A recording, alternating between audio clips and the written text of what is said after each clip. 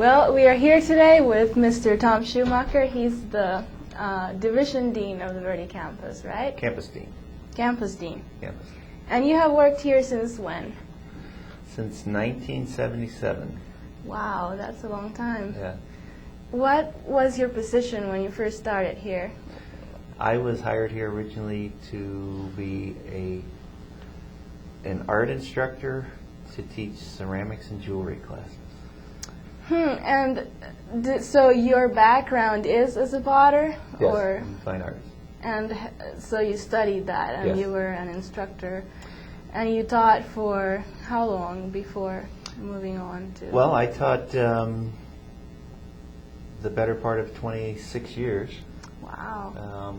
And then some opportunities came up in administration that seemed to be kind of the next logical step in my career at Yavapai College, so went on to that. Did you like working with students? Oh yeah. That's one of the things I miss the most about doing That's one of the things I was going to ask you, how it is to change from being an instructor for so many years to changing to what you do now. There's a big difference. There's definitely a big difference. The student interaction is as I said, is a part that I really do miss. But at the same time, there's in doing the administrative part, I've always done the administrative part as an instructor because I was the only full-time instructor in the whole department. Now, did you found that department, or was it here? Were you hired? There were a few classes here, but I was basically hired to build the program, which was what I was doing when I was in school. And actually, my first job out of school was in Rhode Island, and it was a job to build a studio, build a school. And back then, how big was this campus here in? This campus consisted of the 4 original buildings, buildings A, B, C, and D. Not F yet, because F, No, F is the didn't come arts until building. F came in 1987. So where was your studio, your ceramic studio, all those years? The ceramic studio was down in building B. And that's down where Down those in the little, lower, those little buildings what are. people around here call the lower quad. Wow. So those 4 original buildings were here way back then. And they were supposed to be temporary buildings that are now 30 plus years old. Wow. That's pretty amazing. Is there one particular experience here at the college that has given you the most satisfaction, or that has made you feel like you accomplished a lot by it? Well, a lot of times people ask me when they realize how long I've actually worked here. A lot of times people say, how could you work there that long? But that's actually been one of the very interesting things about working here for me, because it's been a constant change. So I mentioned being down there in B building, which is now storage for facilities. Facilities is going to be moving in there, but it was a lot of things. For years, that building housed our nursing program. But every few years, there were changes that came about. So we were down there in that building and started a ceramics program. So we built kilns and equipment down there. Within a few years of that, those are all gone. We moved the whole art department down to Clarkdale. Oh. And we had what we called the Clarkdale Art Center, which was a building down there that I was in charge of. So as far as that, again, kind of the administration part was always part of my teaching. We had the old building down there right on Main Street, the big 2-story building. Over in the town of Clarkdale, outside of the Clarkdale. campus. Right. That was the Clarkdale Art Center. We had business classes upstairs, but we had art classes all throughout the building. We had a computer lab there. We had theater. We had a stage. It's a pretty amazing place, and we were there until the late to mid 1980s. Like I said, when they built F building, which is currently the art building, we moved into that in about 1987. And what was the purpose of going off campus to Clarkdale? Was it because they couldn't yet build a new building here on Right. campus? There wasn't anything else here. The library back then was also an A building. Oh. Yeah. Wow. Yeah. That's Matter of pretty. fact, the library was in a room about the size of this room here. We used to call it the library closet. So there was the administration was in A building, and then a part of it was the library. That's pretty amazing to imagine that compared to this. Yes. And was it gradual? How gradual was it? Because I think that, well, since I've been here, which has been only 3 or 4 years, all this building was built, and then the new science building over there. So I think, hasn't there been more growth in the last 5 or 10 years Yes. than there was back in the 70s and 80s? Way more growth. Things kind of crawled along. We went to that building in Clarkdale because it was a leased building, but we had a huge amount of space there that we didn't have here, and we knew we wouldn't have the buildings here for a while. Yeah. So that actually was a very nice space for us. But what the Verde campus has here is, and they still do, we have a lot of land.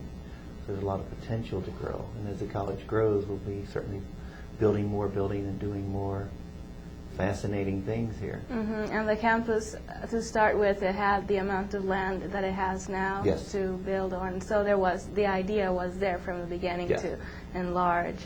The campus, Yavapai College, the Verde campus sits on about 120 acres here. And a lot of people don't realize how much. Wow. So How it much could room we potentially actually have. become a huge university. Yeah, huh? yeah. We'll It see. could definitely do that. And do you know why it was that it grew so much over the last few years and not before? Did the government give more funding to the college lately? Or? Well, we got more funding through bonding. We passed a couple of bonds. When I say we, the citizens passed some bonds, which actually helped to make the place grow. We need to have bond money to build buildings.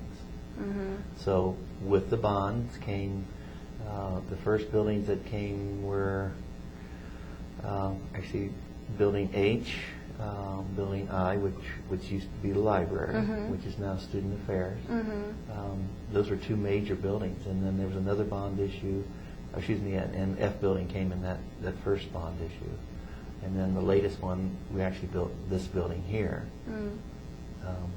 which is now the library, and also we have classrooms upstairs in this building. Right, that's a very nice building. So you were involved in administration even when you were teaching? I was involved, but I right. was still actively teaching full time. But I was, we don't have on this campus what we call department chairs, but if we did, I would have been the chairman of the art department.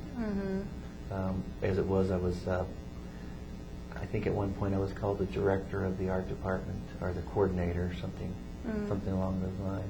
But you went beyond that, obviously, Yes. too. Then, how did that happen, though? Shifting from the art department to the A whole series of events. There were the campus was small. Years ago, we got our first assistant dean on campus, who was Betty Clausen. Betty worked here for a number of years and was a full-time teacher. And when we got that administrative position, there's still faculty positions, but they have a lot of administrative responsibility. As we continued to grow, we split into 2 divisions. And when Betty left, we had 2 divisions. Actually, Jenny Chanda was one of our first division chairs. Oh, interesting. She was just interviewed here earlier. Yeah, so she has some great history too. Yeah. So she was one of our first division chairs, and then we called them at that point Divisions 1 and Division 2. Carol German was the division chair for Division 2, and as things changed, as people have left the positions, Jenny left the position. I can't recall who came in immediately following Jenny, but then Terrence Pratt came in as division dean, And when Carol German left, I stepped in as division dean, division assistant dean is what we called him at the time, for Division II. And when was this? This was about late 1990s, mid-1990s. Oh. So, and as the division dean, which is what we call him now, so at the time they were the division assistant dean. What a division assistant dean does is they are still full-time faculty, but they teach at least one class. So most of their time goes towards administrative stuff. Administration. Okay. And that's kind of where I got involved. So I'm still teaching a class, but a division assistant dean. So you were still teaching pottery, Yes. and then being the assistant dean Yeah. too. Oh. And then from there, then we had, as far as the campus went, we had a campus assistant dean. And at the time there was a gentleman, his name was John Plett. And when John left, well, there were several people in front of him, but when John left, they wanted someone to fill that as an interim. So I took on the responsibilities of the division, or excuse me, got to get my title straight here, the Assistant Dean of Instruction for the Verde Valley Campus. But at the same time, I had my responsibilities as the Assistant Dean for the division. So I had actually a dual role. A dual deanship. Dual dean, yeah, dual assistant deanships. And I did that for about a year and a half. And in that time, I was still teaching, but I realized that I couldn't really teach and give it the full, to really give it my heart that I had to be an instructor. So you had to make a choice, I had to make a choice. either go back to teaching or take full-time administrative position. The opportunity came up. They changed the position from an assistant dean, campus assistant dean, to a dean's position. So I actually did that for an interim position for a while, and the title was the division. It wasn't the division. It was Dean of Instruction for the Verde Valley Campus. Dean of Instruction. Right. So I took that job, and when I took that job, I decided to, I couldn't do that and teach at the same time. So from there, there were some changes in administration, major changes. We had a campus executive dean here. Her name was Eula Dean. Dean. So you see where I get a little confused with some of the titles sometimes. So when Eula Dean left the campus, it left an opening here. So I took over, I continued my role as Dean of Instruction, and we got a new dean here and vice president in Paul Kessel. And Paul Kessel was the Verde Campus Executive Dean / Vice President of Instruction / she was something else too. Because there was a change we had a shake-up in our presidency. Doreen Daly left. When Doreen Daly left, several other administrators left. So for a while, Paul Kessel basically ran Yavapai College from the Verde campus here as the vice president. We were in between presidents. We went to, they did an interim placement of a president. That was about 3 years ago now. And with that interim president, Paul Kessel's duty became more and more involved with just the overall district-wide responsibilities. And with Paul taking on those other responsibilities, he was spending more and more time in Prescott. We were also at the time going through a search for a permanent president. And I can't think of the name of that interim president right now. I'll think of it in a minute here. But the search finally was completed, and that's when we hired Dr. Horton, who's Dr. James President Horton. for the whole college, not Right. just this campus. Yes, who's currently our president. So we have James Horton now as our president. And at that time, Paul Kessel decided to retire. He had actually came to Yavapai College in retirement. He was at one of the community colleges up north, and he went back to retirement. The position was open here on campus. The new president, James Horton, asked me if I was interested in the position, which I said I was. So I then became the campus dean for the Verde Valley campus of Yavapai College. Which you are now. Which I am still. now. Yeah. Wow. And as I'm sitting here thinking about it, my head's kind of swimming with the whole thing as well. A lot of things went on. That's a lot of different things. Transitions from being hired as a potter. As a potter, yeah. Yeah. And then and I never would have believed it if you said that to me, that many years ago. But it just, things kind of, fell into place. It was the next logical step.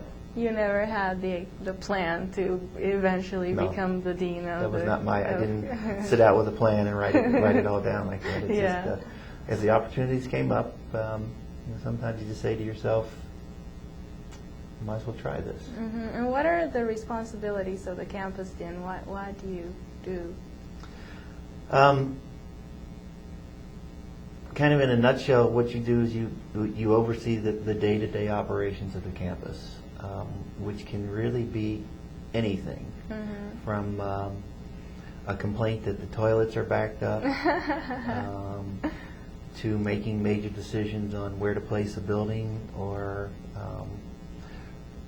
what to do about a student who's got a complaint, or how to handle staff members who aren't doing what they need to do. It all goes to you. And it all goes to me. And oftentimes your day begins when you open the door and get out of your car. Because I frequently have people standing in the parking lot waiting to talk to me. And I'll get to my office, and my assistants in my office will say, "Where have you been?" And I say, "Well, I've been here for half an hour. I've been standing down in the parking lot talking to folks." So, and then there's also the district responsibilities. I attend the president has a weekly meeting. It's his president's leadership team. I'm a member of that committee, which is it's the advisory body to the president that makes decisions about Yavapai College. And as an example, the college recently purchased another building that is called the CTEC building, Center for Technology and Education. Here in this campus, or? It's on Prescott, Oh. but it's not on campus. It's actually near the Prescott Airport. Oh. But to put it in perspective, the building is 108,000 square feet. The building is one building, and that's about the total square footage of all the buildings we have here on the Verde campus. Is it one story, or It's is it one a story. huge? Wow, One that's a big building. Matter of fact, you should get over to see it sometimes. It's a pretty amazing place. But it was in the PLT meetings where we decided on, can we purchase this building? If we do, what's it going to be? Where are we going to go with it? So those kinds of decisions are made in these meetings. So they're big, very important meetings, and it's they're all totally open.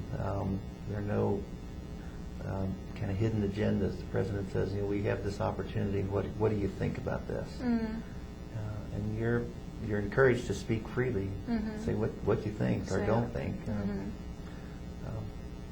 Sometimes you're not very popular in the meetings because you have different opinions, but that's what it is and what it's about. Okay, and changing a little the subject, I was wondering, how technology has changed so much. Now here we are in this little room with a camera. Little room with a camera, yeah. How much technology was there when you first started? That must have been a huge change to now, having online classes and having interactive television classes and computers in every classroom for every desk. Well, there was technology there, but the technology was very different. It was real high tech for the time. Yeah. Especially in the art department. We had slide projectors. When's the last? Have you ever used a slide projector? Let's see. No. We also had what we called opaque projectors, and opaque projectors were really really a fancy tool, especially for art departments. But because what you could do with an opaque projector is anything you put under this projector would show up on the screen. Oh, okay. So we do still have some So of that. if you put your hand under that projector, it would come up as a a skin tone colored thing up on the wall. Oh. So you could actually take books and things and put them under there. I could take this pen, and if I put it in there, it would show up on the wall as a pen. As a pen, because what we have now, if you put your hand on it, it looks like a shadow. Yes. It looks black. Yeah. On the, yeah. So opaque projectors are probably the highest technology we had here. That's pretty good. And things moved on from there. I do remember we had a campus dean here. Her name was Marianne Bamrick, who also, I mentioned that the turmoil with some of the presidents and like that. Marianne Bamrick was kind of unique. She started as a part-time faculty, is what we called them at the time. We now call them adjunct faculty. She rose up to become a full-time faculty member, then went into administration, became the campus dean here, and because they needed an interim president at the time, Marianne Bamrick became Yavapai College president for a year. Actually came out of retirement to be the president here. So Marianne Bamrick was the campus dean here, and this was back in, this would have been the early 90s, late 80s and early 90s. And I went to her and said, I'd like to have a computer. And she said, what would you in the art department ever need a computer for? And at the time I had taken a sabbatical and come back, and at that time I started teaching photography as well. And I said, the new technology is going to be where you got to put it in the time frame here. This is now late 80s, early 90s. I said, you'll be able to have a camera where you can take a picture and all this stuff will go into the computer. You'll never need film again. And she kind of said, yeah. And I said, well, Marianne, what I could do is I could take your picture, and if I had your picture up on a screen and I wanted to see what you look like, she had kind of strawberry blonde hair. I said, if I wanted to see what you look like with black hair, I could change that on screen and change your whole hairstyle on screen. And she looked at me and she said, get it. I was all prepared to argue for this camera and these new technologies, but that was the little thing that clinched it for her. So I was one of the first people to actually have a computer in my office on campus. And it was, had about the size, the same memory that you can get in like a digital watch now too. I mean, it's an antique now. And they also had the digital cameras at the time. That cost an amazing amount of money that you can't even use now. They were really expensive. And so before the late 80s, there were no computers on campus then? You could come up to the library, they had like microfilm readers and things like that. And then gradually in the business classes, we started getting a lot of computers. We did have a computer department, but the computers were big, and everything was big and clunky. And then we started offering classes in computers, and one of the most popular and real cutting-edge classes that we offered in computers was surfing the internet. Wow. We had classes to teach people how to use the internet. It seems amazing that in a window of time of less than 20 years, 15 or 18 years, it has gone from that to what it is now, that every single person uses a computer and does so much on a computer. Yeah. It's amazing. When you think of how technology's changed as well, if I go to some of my meetings and I say to people, what was your email address 5 years ago? A lot of people say, I didn't have an email address 5 years ago. So think about that.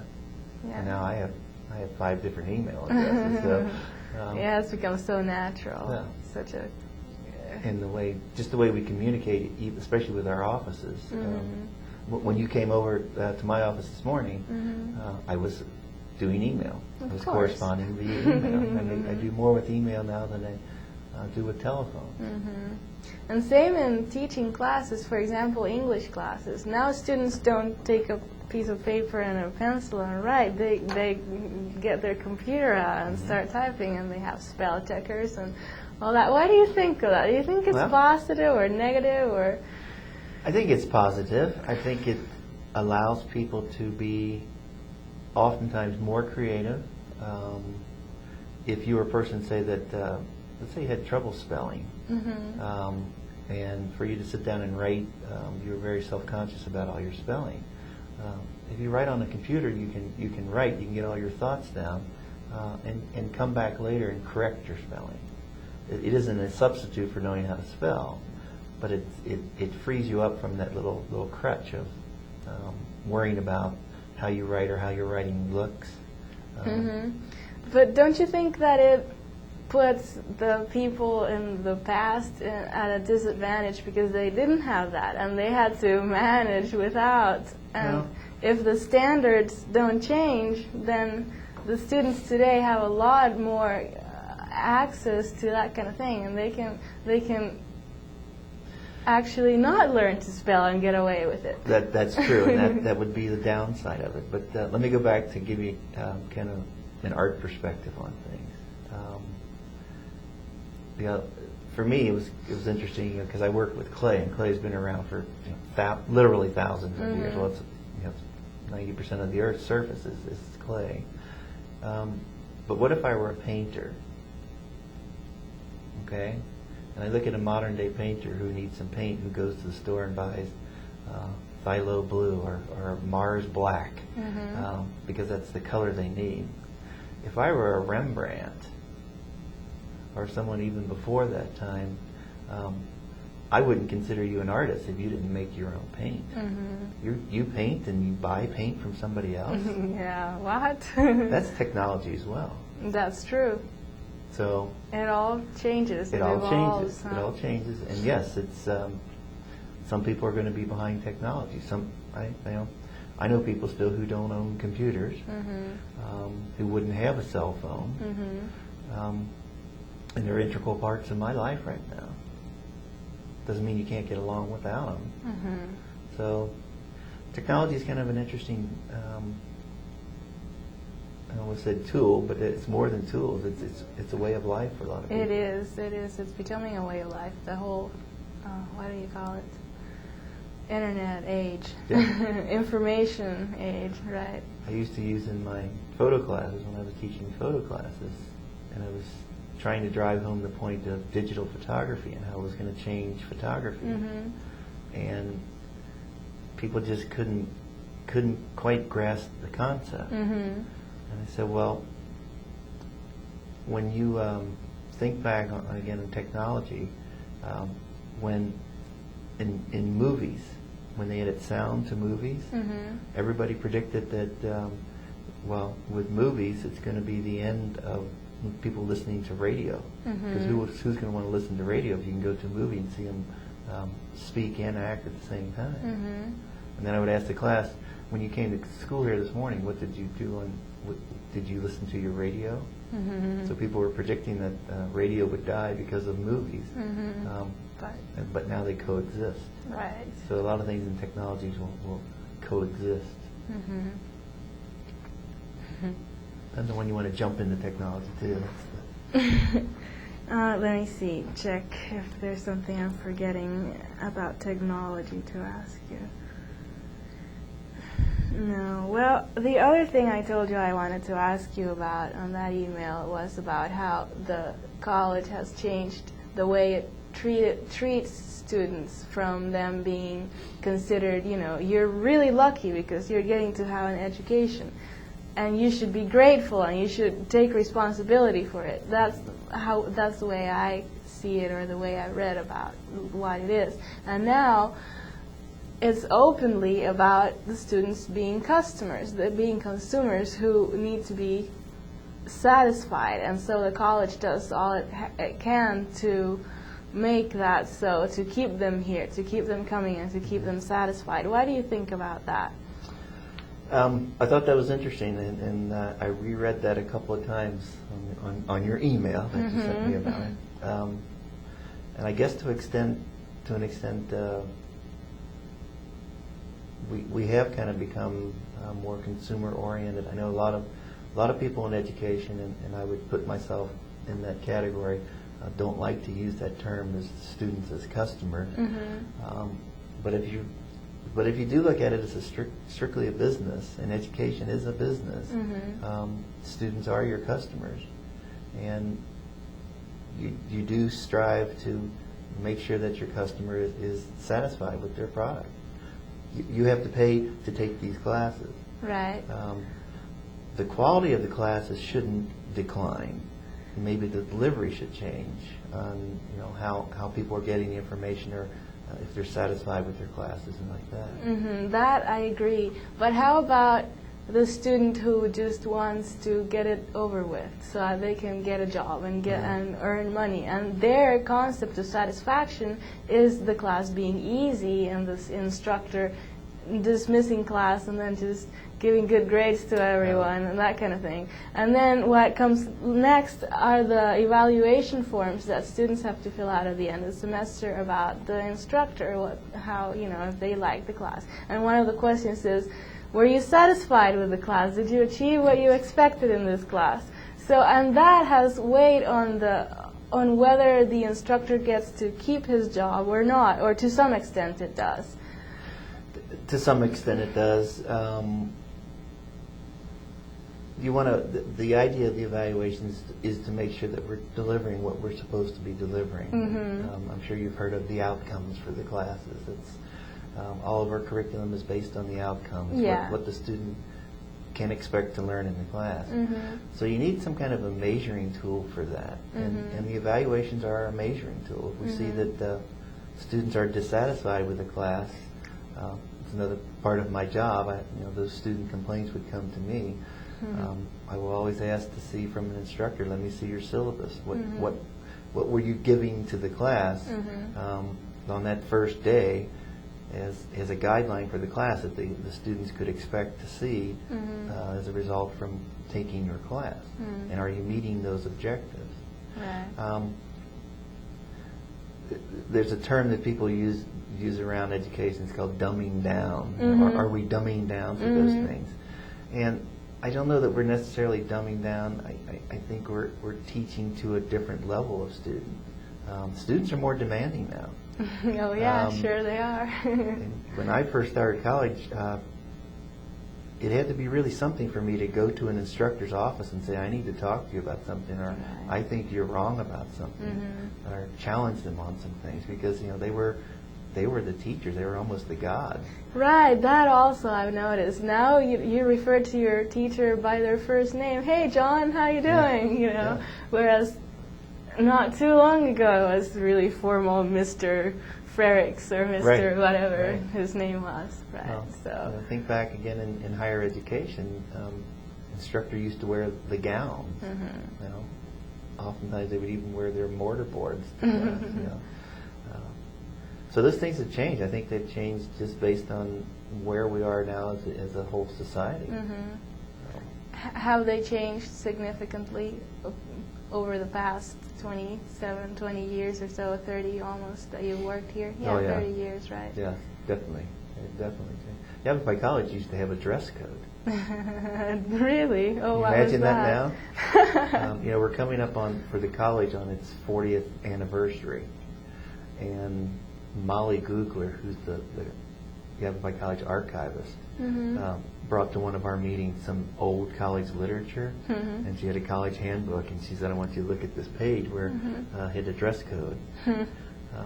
Could you imagine coming here to college and have somebody look at you and say, you can't wear that to class? That would be, I don't think a lot of people would be satisfied with that. So that again is just a response to the difference in attitudes, and again, society or just culture has changed. Right. People are more acceptable of other people, and even the whole ethnicity of people. There are certain people in certain classes. I grew up in Kentucky, and I remember growing up in Kentucky. There was a public swimming pool we could go to, and we could swim in it during the day, And in the evenings, when they were they actually had changed the water in the pool every day. Wow. When they were changing the water, the black kids could swim it. God.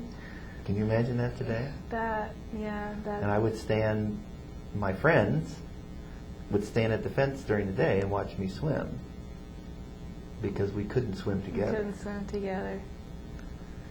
Pretty amazing, isn't it? Pretty amazing. So we've come a long way in a lot of different respects. And I guess that my point there is just change, and your question about the student now being considered more of a consumer.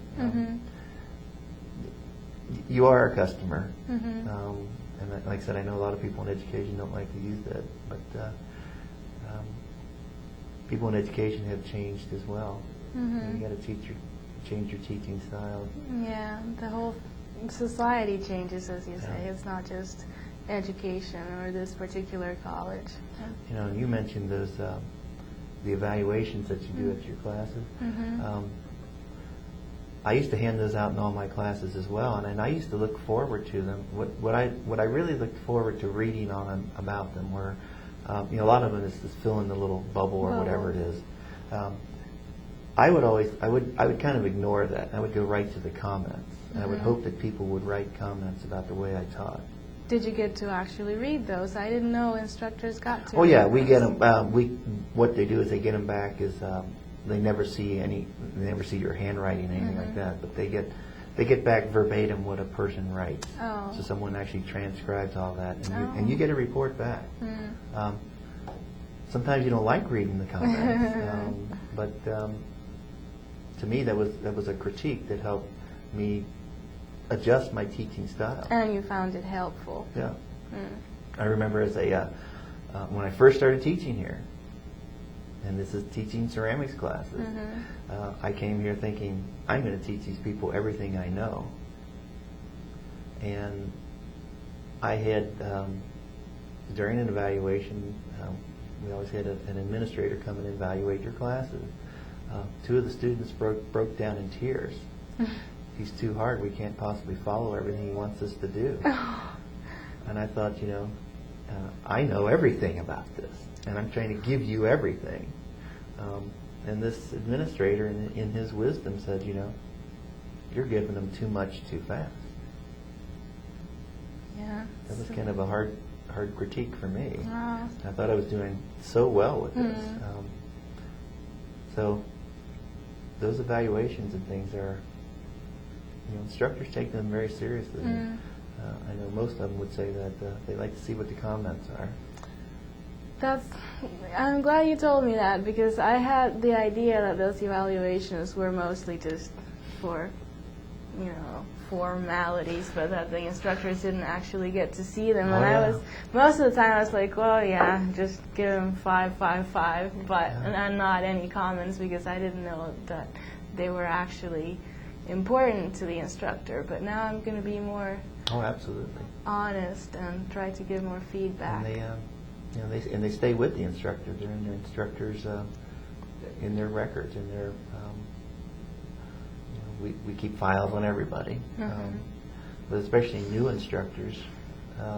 That's very important for them to go on to receive what we call continuing status.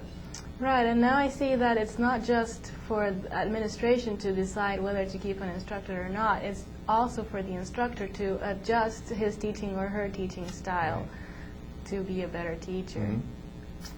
Administrators get it evaluated as well. So. Who evaluates administrators? Faculty can, staff do. Oh, that's I still look for the comments. Yeah. And there's still, some of them are pretty nasty, but that's part of it too. So.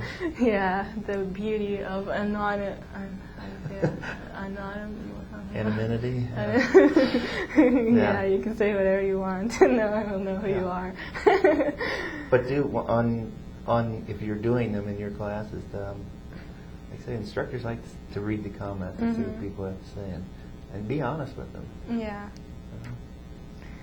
Well, I think I ran out of questions. It's been really, really interesting talking with you. It's been wonderful talking to you, and interesting going through the whole history, especially when you've been here for a while. Yeah. It's amazing to hear how it all started so small and it grew to this, and it probably will continue to grow. Yeah. Yeah, they were. I have a map down in my office of the college here when they were going to start expanding, building some of these new buildings here. And it's a big aerial map, and there are no houses over here, no houses behind us here. Wow, no Del Webb, really? Yeah.